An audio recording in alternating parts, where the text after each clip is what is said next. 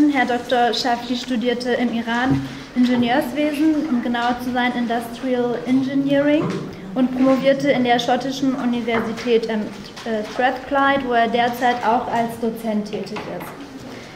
In Teheran ist er neben diesen nun hauptberuflichen ingenieurswissenschaftlichen Studien, wenn man so will, auch zudem der Islamforschung nachgegangen und hat in diesem Zusammenhang auch zum Thema interreligiöser Dialog geforscht. Seine islamwissenschaftlichen Forschungsleistungen präsentierte Herr Shafti auf zahlreichen Konferenzen und Seminaren. Zudem wird Herr Shafti demnächst in der Universität Glasgow im Department of Islamic and Religious Studies als Gastprofessor lehren. Derzeit arbeitet Herr Shafti an seiner zweiten Promotion an der Universität Edinburgh zum Themenkomplex Different Approaches to the Quran. Und der Titel seines heutigen Vortrags lautet The Theory of Coherence of the Quran, Implications for Future Research. Wir freuen uns, Sie hier begrüßen zu dürfen. Herr Dr. Shafti, you have the floor, sir. Thank you very much.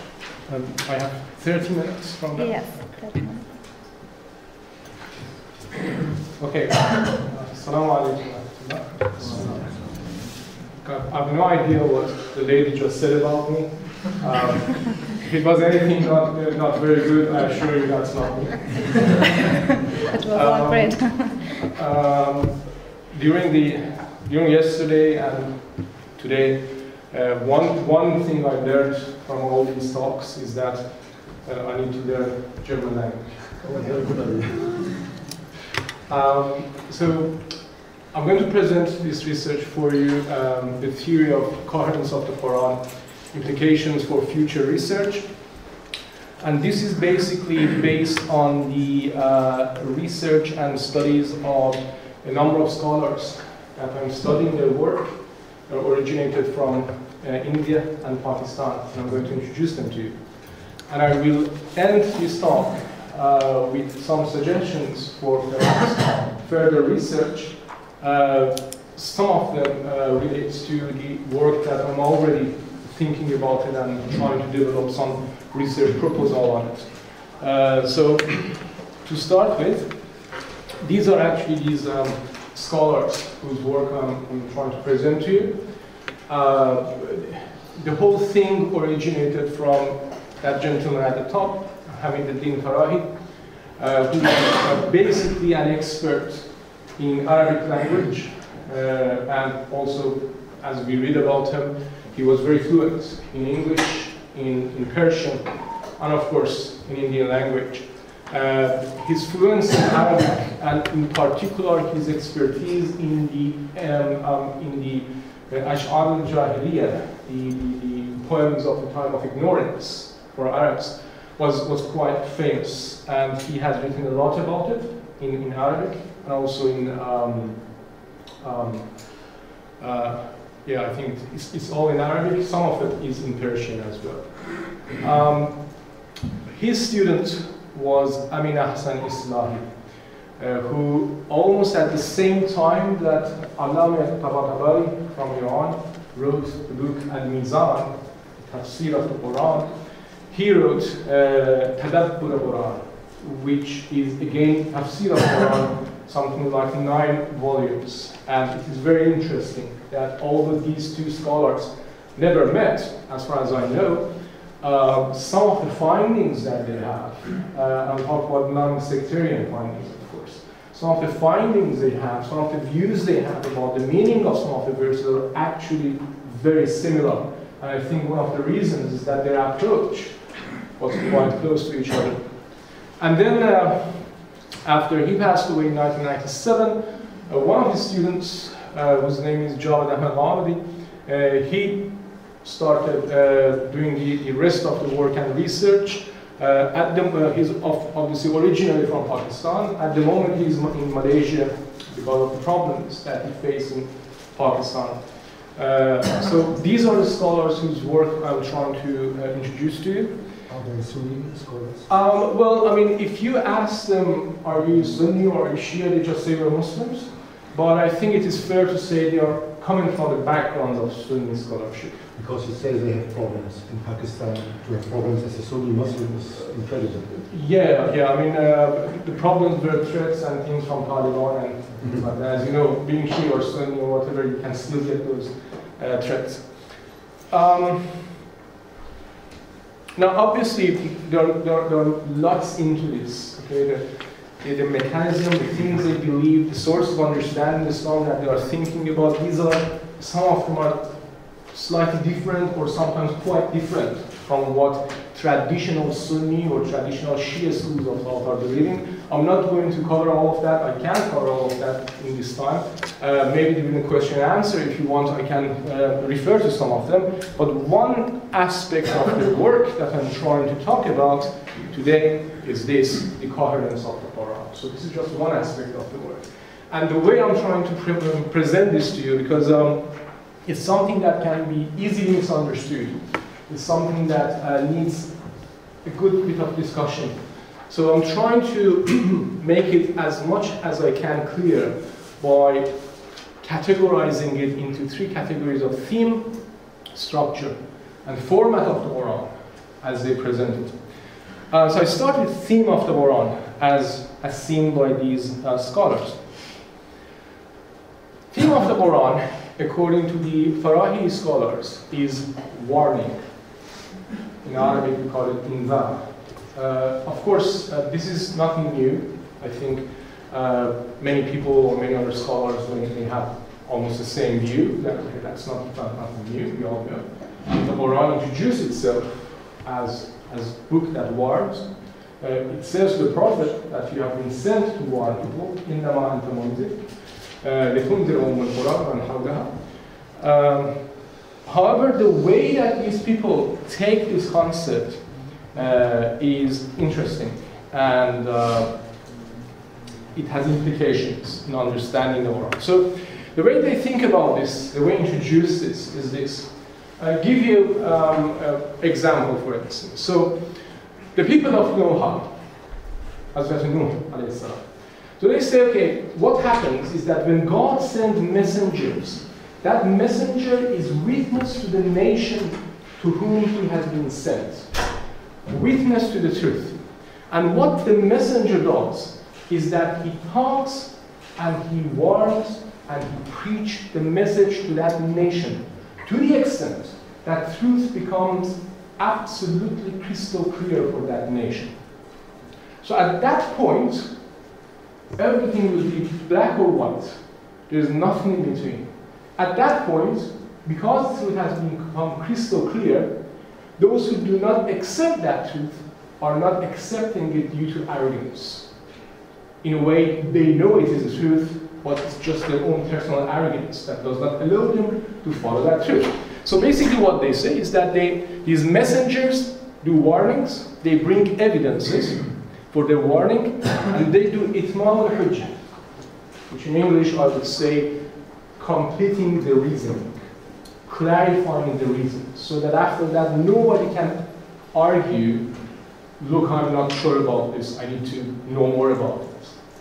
Once itmam al-hujjah is done, so remember we're talking about people of Nuh, then God's punishment for those people who rejected the truth due to their arrogance does not stay till the hereafter. It starts in this very world. So that's why, according to these scholars, we see punishment of nations coming after this moment of Hajj. Nations of Nuh, nations of Lut, etc., etc., etc. And also those who believe their reward does not start just from hereafter, but starts from very this world by the power that they get in the land that they are. Then this punish and reward itself will be used as an evidence for other nations, for following nations. So that's why, according to these scholars, that we have this many stories of nations who were punished in the Quran. Because God, in fact, the Prophet ﷺ, is using these stories as evidences to warn the Quraysh, to warn the people who he was sent to. So this circle actually, according to these people, goes on and on and on. And the last one of it was for Prophet Muhammad. This way, they then start talking about the structure of the Quran. So they say, look, when you look at the Quran, those numbers are the number of chapters of the Quran. So these 5 groups of chapters in the Quran, from chapter 10 to 114, according to them, these are for warning polytheists, mushrikeen, in the process of itmam al-hujjah, which is removing excuses, and separating believers from non-believers, that black and white concept that I talked about. And they say, if you look at the Quran, then you find that from chapter 1 to 5, and of course then they also say that, well, chapter 1 is an exception to Surah Al-Fatiha. So it's really like an abstract of the Quran. But just for the sake of illustrating it, chapter 1 is also included there. So in chapter 1 to 5, which is up to the end of the Surah Al-Ma'idah, it's warning and itmam al-hujjah for people of the book, Christians and Jews. And they make it clear, it's not for all the Christians and Jews at the time in the whole world, it's for Jews and Christians in Arabia. Those who were direct utterances of the Prophet, they have much emphasis on the phrase direct utterances. This itmam al-hujjah needs, for this itmam al-hujjah, according to them, needs direct utterances. The people to be direct utterances of a messenger of God. Otherwise, itmam al-hujjah will not be done, because it is not like, according to them, it's not like you and me who are talking and preaching to others. It's like the messenger of God with divine support doing that. And then they say, if you look at chapter 6 to 9, which is Surah Al-An'am, to the end of Surah Al-Tawbah, that is in fact completing of itmam al-hujjah. And that is also description of the worldly punishment of deniers. The peak of that, according to them, is in Surah Al-Tawbah. And the verses that says, for instance, قَاتَلَهُمْ يُعَذِّبُهُمُ اللَّهُ بِأَيْدِيكُمْ. Fight with them, kill them, God is punish them with your hands. In their understanding, most of the wars and fights that were led by the Prophet, and some of them were actually offensive ones, according to them, these were not to force people to become Muslim or anything. It was actually punishment that people received due to not accepting the truth after itmam al-hujjah, and after it had become crystal clear to them. In other words, to them, the punishment that people of Quraysh received was equal to the punishment of people of Nuh, people of Lut. They see it like this. They see this punishment comes. If the messenger has enough followers and believers, the punishment will be taken place in the hand of the messenger and his followers. If the messenger does not enjoy that much of followers, then the punishment comes like natural calamities and things like that, like what for Nuh happened, like what for Lut, Hud, and other prophets happened. So that is the way that they structure the Quran. And then we come to what I call the format of the Quran. So I've translated many of these, so it's just my wording. I just made the format of the Quran. We may argue the word format is not very good here. What they say then is that when we look at the Quran, we find that we can group the Quran into 7 groups. And every group, as you can see, does have the theme of warning. However, this warning is accompanying with a different sub-theme. So this is the way that you can see it. I'm not going to read all that for you. And then the other interesting thing they say is that most of the chapters of the Quran, excluding Surah Al-Fatiha and excluding a few more, most of the chapters of the Quran seem to be in pairs, seem to be 2 chapters that actually are quite similar to each other. And what they say is that these chapters are all next to each other. So Surah Al-Baqarah, Surah Al-Imran, according to them, both of them are talking with Ahlul Kitab. Baqarah is more general and has more emphasis with Jews. Al Imran has more emphasis on Christianity. And the whole concept of Surah Baqarah and Al Imran basically is to explain for Jews, explain for Bani Israel, that look, we had a covenant with you, you broke that covenant. And what is happening now is that we are going to have the same covenant with Bani Ismail, Arabs, Quraysh in particular. So you have choice to join your brothers, or you may decide not to, which then you will be punished. So that's the way that they format it. And then what they say is that this is actually what that verse means. Sab'an min al-masani, verse 1587, where in the Quran it says that we have sent to you 7 pairs. Now, as you know, I think the most popular explanation of that is that this is actually Surah Al-Fatiha. These 7 pairs is talking about Surah Al-Fatiha. They are offering that alternative understanding, that 7 pairs actually refers to these 7 groups. And they do admit that, well, this grouping is, of course, our understanding. There can be differences of opinion, but there seems to be 7. And pairs, chapters being in pairs. It is interesting that when I was looking at the literature for that and the history for that, I found that these are not the first people who have tried to categorize the Quran into 7 groups. One of the first reports that I found was a report in one of the books of history that I cannot remember now, but it was reporting that Hazrat Ali alayhi salam had also grouped chapters of the Quran into 7 groups.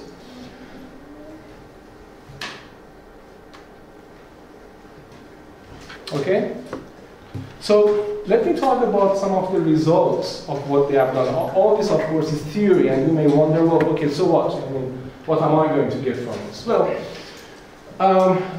there are some results coming out, some outcomes coming out from this, and I'm going to explain them under the 2 titles: specific versus general, context and theme. So specific versus general. Look at that. Remember that? I said that what they say is that this is sunnatullah, the way of God. That when He sends messengers, they warn the nation, they use evidences of the past nations for that warning, they reach itmam al-hujjah, then punishment and reward comes. Okay? What they say is that this is only specific to the era of messengers, meaning no other people, no other group after the era of messengers or before a messenger come can argue, can claim that he has done itmam al-hujjah. So what is the implication of this? One of the reasons that I said Taliban was not happy with them, for instance, well then, I was afraid. You cannot call people kafir. Kafir is only has a meaning in that era. Okay? You cannot kill people for apostasy. Because they say even killing for apostasy was not really killing for apostasy. It was because they returned to those group of kuffar after itmam al-hujjah. Okay? You cannot say, one of the other things that people were very angry with them is that you cannot say just Muslims will go to heaven and others may not. Okay? That is only true in that era.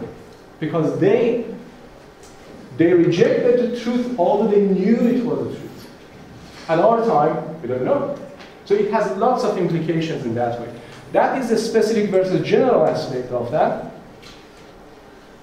And then in terms of context and theme, of course, there are many mufassirs, many commentators in the Quran that when they explain a verse, they look at the context. In fact, this is something that many mufassirs do. They also do the same. However, I think they have gone to much farther than that. And the way they do it is that they look at the context.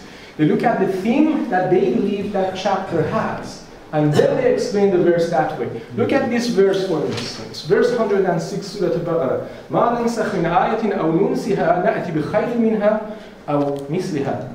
Now, I think a fair word-by-word translation would be something like this.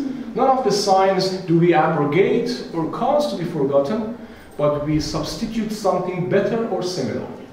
Now, if I want to offer a translation that adds some interpretation into that, I may offer this one, and I think this is what you normally see as the understanding from this verse. None of the signs in this Quran do we abrogate or cause to be forgotten, but we substitute something better or similar.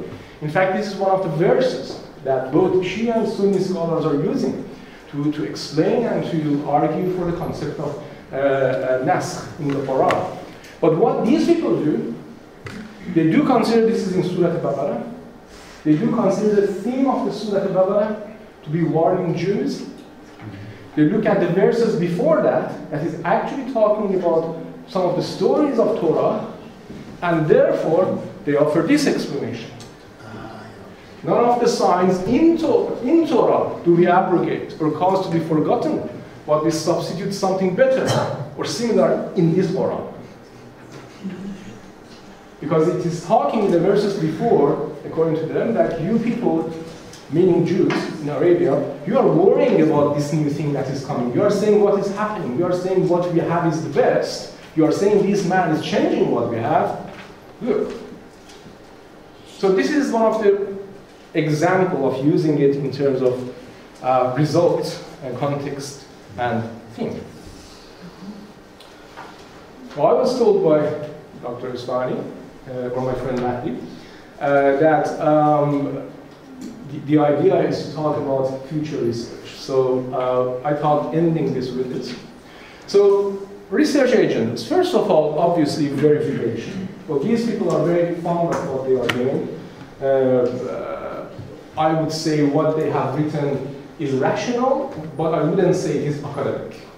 Okay? So it definitely needs some unbiased academics to really look at this and see, let us see to what degree we can prove that something like this may be actually correct. Okay? I'm sure there are many ways to do that. I can think of both quantitative analysis and qualitative analysis to see whether something like this can be argued for. So the first obvious thing is verification. And the problem that these people have is that most of the writing is in Urdu. So that is one of the reasons that they are not very much in front of the eyes of academia, in particular in West. They have started translating many of it in English. So at the moment, I think there's a good amount of English language translation of that there. Unfortunately, not much of it is translated into Arabic. So again, they are not benefiting from getting some feedback from the Arab scholars. So I really invite all of you to consider perhaps adding some of these ideas into your research proposal to see what you can get out of it. The other part of it is in the area of implication, and this is where I'm trying to use this occasion to talk a little bit about what I am thinking. So from this point on, it is not really these guys that I'm talking about. It is my thinking. I want to share that with you, and I want to see what you think about it. If we look at the Quran in this way that they are saying, then the Quran will become very specific. Many of the verses of the Quran, according to this understanding, will be particular for those groups in Arabia. Quraysh and Ahlul Kitab, not all the Ahlul Kitab in the world at the time of the Prophet, but those who were in Arabia. So it becomes a very, very specific book. So then the question will be, what does it mean for us? Okay? This was the original title that I wanted to have for this lecture. Dr. Esfahani did not allow me. He said this is not very clear. I think he was right, but now that I'm at this point, perhaps you know what I mean by that. According to these people, that was what Quran meant for Quraysh and Ahl al-Kitab at our time. My question is what it means for us. Okay? What does the Quran mean for us today? And what I want to suggest as perhaps thinking and some research into this area is something like this. See, when we look at the religion of Islam, of course there are many ways that people have try to say what the religion of Islam is, what is the content of the religion of Islam. And in no way I'm trying to say this is the only way of looking at it. So, but just for presentation and illustration, if you look at the religion of Islam, we can say, okay, we have Sharia, prayers, zakah, hajj, rules of transactions, social rules, penal law, perhaps political law, etc., economic law, etc., etc. So that is Sharia, which is very specific, of course, very, very specific. Okay, as you know, there are some people who argue, some academics who argue that some of these rules actually were existing at the time in Arabia, and all that Islam did was just to regulate it. So some argue, for instance, cutting hand. Cutting hand was the punishment that people used to do for the thief. So when the Quran says cut the hand of a thief, it is not bringing something new. Arabs didn't go like, oh my God, no. It was already there. Quran just approves it, regulates it, make sure that it is going to be fair. Or qisas, for instance. When you read the history of Arabs before Islam, qisas was there. In fact, it was everywhere. Most of the places in the world that they were working on the concept of qisas. Quran regulates it. Yeah? And then, on the other hand, if somebody says, look, what is the criteria of success in the hereafter? What is? Many of us will say, well, you know, reading prayers, being a good person, doing good things, not committing crime, not committing sin, that's all right, fair enough. If somebody says, well, I mean, can you make it shorter? Then you may say, well, belief and righteous deeds. Iman, amal salih. Allazina amanu wa amal salih. Belief and righteous deeds. If you say, okay, I want it in one word, then that would be the word, purification. Yeah? Qad aflaha. Yeah? So, if you look at it this way, then that Sharia is very specific. That purification is very general. Everybody understands that. And of course, these are not exclusive, mutually exclusive. Yeah, they're related to each other. Every statement of Sharia that has come to the Quran, it ends up with something like لَعَلَّكُمْ تَتَّقُونَ, something like this. So it relates it to purification. The reason that we have Sharia is because of purification. Yeah? So the exclusive view that seems to be the view of almost all of the Muslim scholars is this, that we need to purify ourselves, and because we now have the Sharia of Islam, there's only one way to do that, and that is to implement the Sharia and to follow that Sharia. This is the exclusive view. Then opposed to that, we have an inclusive view. Those people say we have Sirat al-Mustaqim is more than one. Yeah. So exclusive view will say, well, no, look, purification we agree, we need to purify ourselves, but the Sharia of Islam is only one of the systems that we can apply. We can have many others. Right? What I'm thinking, and of course I should confess that I'm thinking this obviously as a Muslim, is that if as a Muslim I believe, which I do believe, that Quran is word of God, and if as a Muslim I believe, which I do believe, that Quran is the last word of God, then Quran for me would be criteria. Yeah? So is it possible to think about something in between? Not that much inclusive, but not that exclusive either. Conditional inclusive view. Meaning, looking at all the systems that help with purification and see which one of them or which aspects of which one of them are going to be okay according to the Quran. So we know that Quran does not appreciate shirk, polytheism. Yeah? We know that Quran does not appreciate injustice, does not appreciate for people who are in the path of purification to be selfish, right? Well, these and many other things will become criteria here. Yeah? If I think about it this way, then when I look at this Sharia, what I will be interested in is that what is that reason, that hikmah, that for instance we have these rules of transactions, those rules of Allah. What are those things? And I think there are phrases in the Quran, there are key words in the Quran that when talk about it gives us indications of that hikmah, sometimes even explicitly. Is it possible that we understand and appreciate that hikmah and then use that as criteria to consider what other paths may be acceptable as the path of tazkiyah? And then if you think about it this way, then the meaning of Islam will not become exclusive to the followers of the Sharia of Prophet Muhammad, who came 1400 years ago in Arabia, sallallahu alaihi wasallam.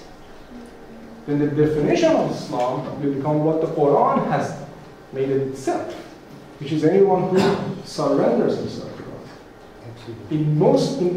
As far as I know, except one verse that people may argue about it, in every other verse of the Quran where the word Islam is used, is being used in literal meaning, submission to God. That's why it says all the prophets were Muslims. And what it said, لَهُ أَسْلَمَ مَنْ فِي السَّمَاوَاتِ وَمَنْ فِي الْأَرْضِ. Everything on the face of the earth is submitting to God. Yeah? If you think about it that way, we have opened our hearts and our mind to all people of the earth. Otherwise, we will just pretend that we are all friends and we attend the interfaith groups and we say, oh, that's interesting. Ah, that's misguided. Yeah? I think you may call this perfect. Perfect timing, yes.